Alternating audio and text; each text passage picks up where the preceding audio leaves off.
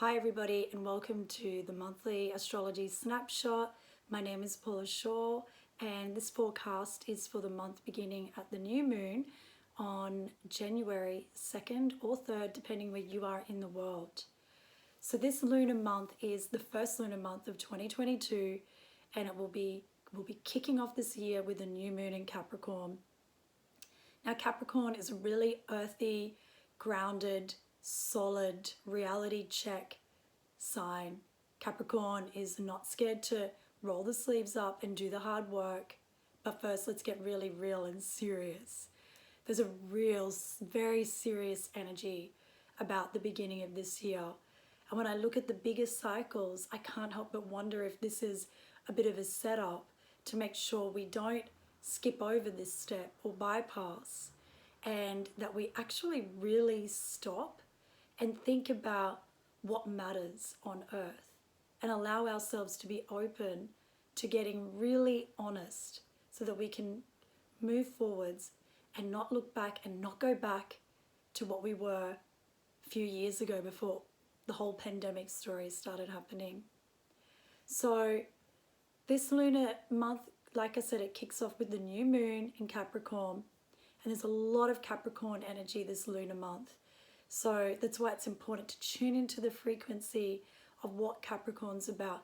Hardworking, building structures, discipline, getting clear, like I said, on what really, really matters. So this year starts off with us having to kind of stop, reconcile what 2021 was, shake off, lick your wounds if you need to, take care, draw a line in the sand. Right now, Venus is going retrograde in Capricorn. And Venus is symbolic of everything that's good about being a human on Earth. She is all about our relationships, and not just romantic. All of our relationships, including family and professional. She's what makes it all come together. She is the threads that weave all of us to each other. So Venus rules our relationships. She also rules finances and how, money and wealth connects us to others and to resources. And she's also the ruler of beauty and what we value and how we value things. So when she is going retrograde, it is said that that's a time when we don't have a stronger access to those parts of being on Earth. And many people I spoke to, and myself included, had such a quiet festive season. People weren't, and we know what's going on in the collective. We know the pandemic's ramped up, and many astrologers have shared publicly about the Saturn Uranus square, which went exact on Christmas Day. And I've talked about this so much in these videos and in things that I write. And this is a challenging aspect between Saturn, which is about conserving and stable, conservative, keep it the way it was, versus Uranus, let's evolve, let's revolutionize everything, let's innovate, let's be free. So this has been in motion all of last year, and it went exact, and we could see that playing out on the Earth. There is some relationship between the cycles and what happens on Earth. And so with Venus going retrograde, there's this deep dive and a review, a redo, a reassessment, and like I said before, not as easily being able to access what's really lovely about being a human. And so many people weren't celebrating over this festive season, and they were at home. There was restrictions and fear. So that energy is still in play, astrologically speaking, right now, and will be as we move into 2022. It's a rough start. It feels like we are starting 2022 in a really sober way. It's really like, okay, rose-colored glasses are off. Let's have a look. Venus retrograde in Capricorn, new moon in Capricorn. In January, Mercury will be going retrograde in Capricorn. So it's, like I said, it's time to stop, restructure, think about what matters. You know, what did you learn in 2021? Did you learn about what you care about more? What really matters? What do you want to spend your time doing? What do you want to not spend your time doing? Have you developed resilience? Have you found for yourself in the last couple of years that things that you thought were unchanging and permanent about life on earth, that they lost that weight of what we think is unchanging? And yeah, that can be scary. However, it can also be really exciting and really liberating. And the cycles in the bigger future want us to go there. There's going to be opportunities for us to really evolve, especially in 2022. However, the beginning of this year, we can't skip this step.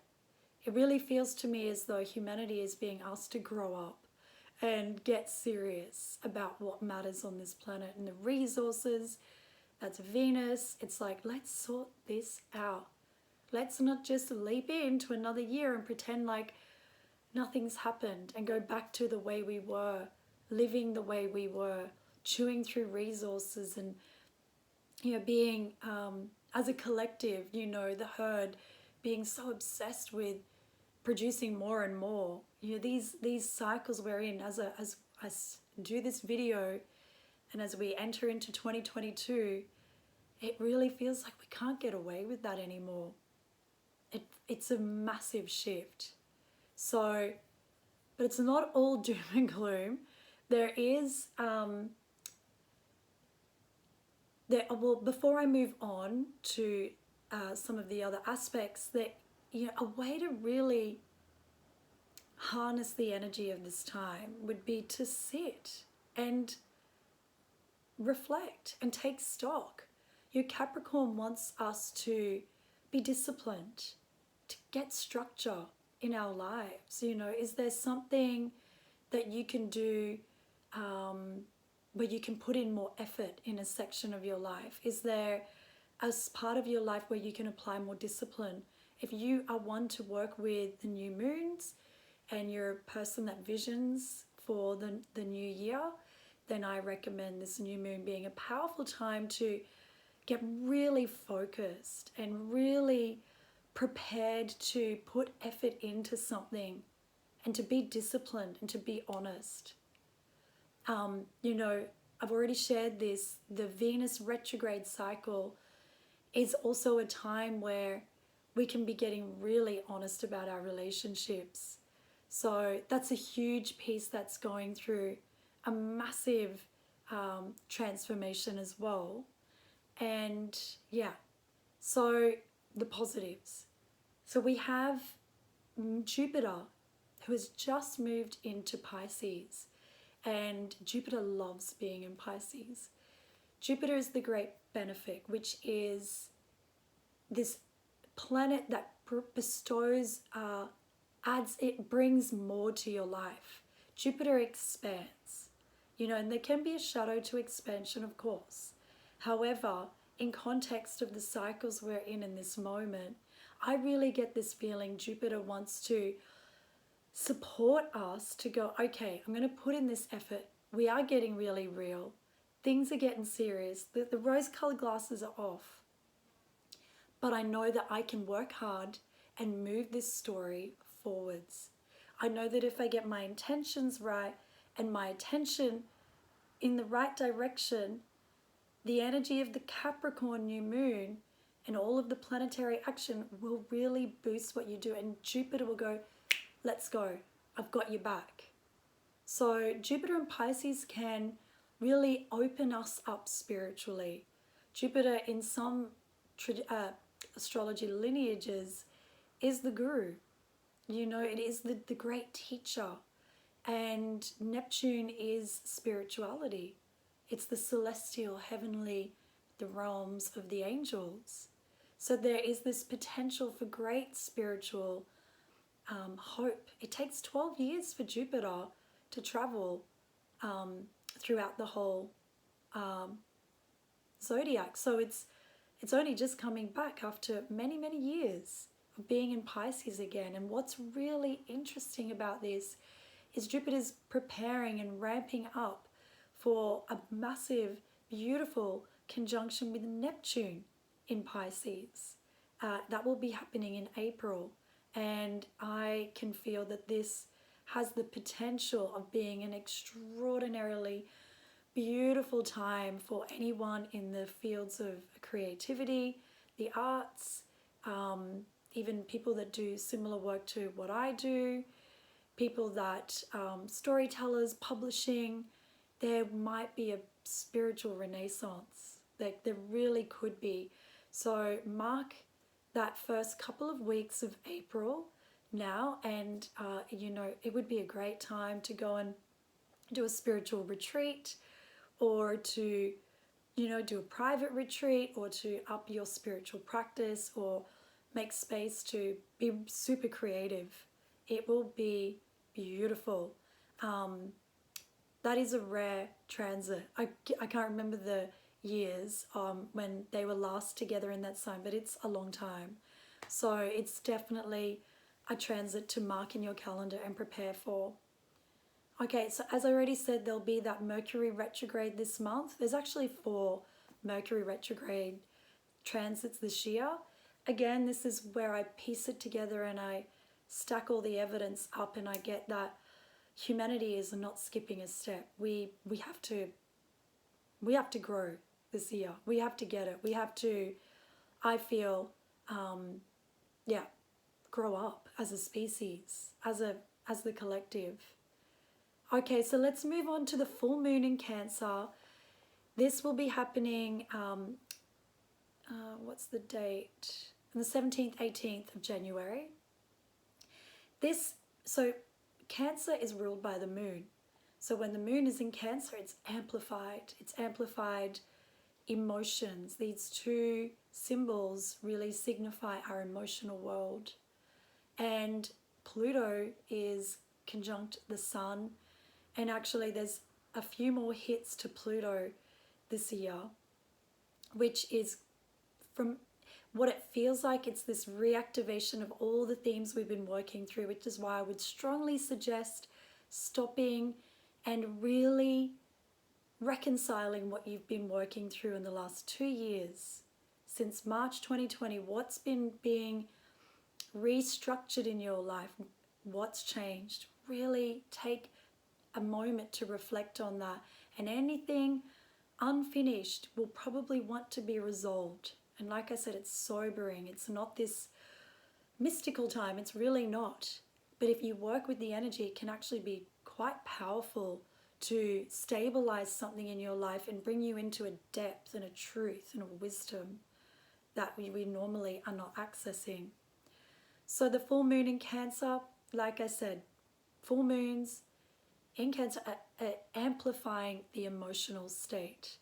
And emotions, are our guide to what's going on deeper within.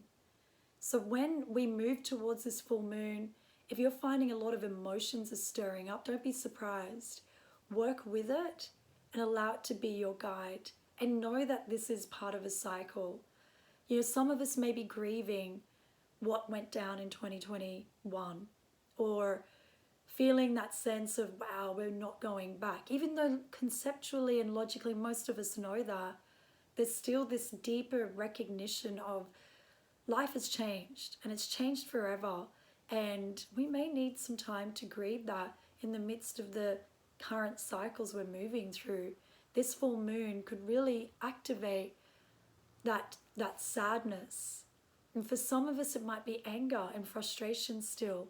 And my recommendation for this full moon, with Pluto playing out, like I said, all those activations, you will feel it deeply.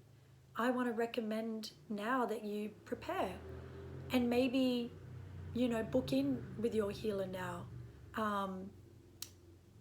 Prepare to journal, be creative, whatever works to help you move emotion so that the emotions don't, come up and pour out in ways that are detrimental to your life. Do something now to carve out some time and some space to work with it, and give room for the emotions to move. Cancer also rules anything to do with mothering, the Great Mother, Gaia. So some people, I had this intuitive feeling that some people might be healing some deep mother wounds at this time. So if that's you, don't be surprised. Work with it. That would be my strongest advice. Really consciously work with it. You might be healing your experience with your mother. You may even find your healing with the ancestors, with Capricorn being strong. Capricorn does not just link back to tradition, but also the ancestors. It's very deeply spiritual. So you may find you're working with healing the mother line. And actually, even at that new moon in Capricorn, there may be some big healing around patriarchy over this lunar month. So if that's coming up for you, work with it and know that these greater cycles are there for you. On a more esoteric level, there is a big healing around patriarchy that is so obviously going on, the way that we are with everything, and the misuse of power from those patriarchal hierarchical systems. And in this year, I've shared this already, but I'll share it again. We do have one more square. It's not as exact, but there is one more square between Saturn and Uranus. And that is around in October. And we've got some big eclipses, big stuff. There aren't as many heavy dynamics this year as there were last year. However, we're still in the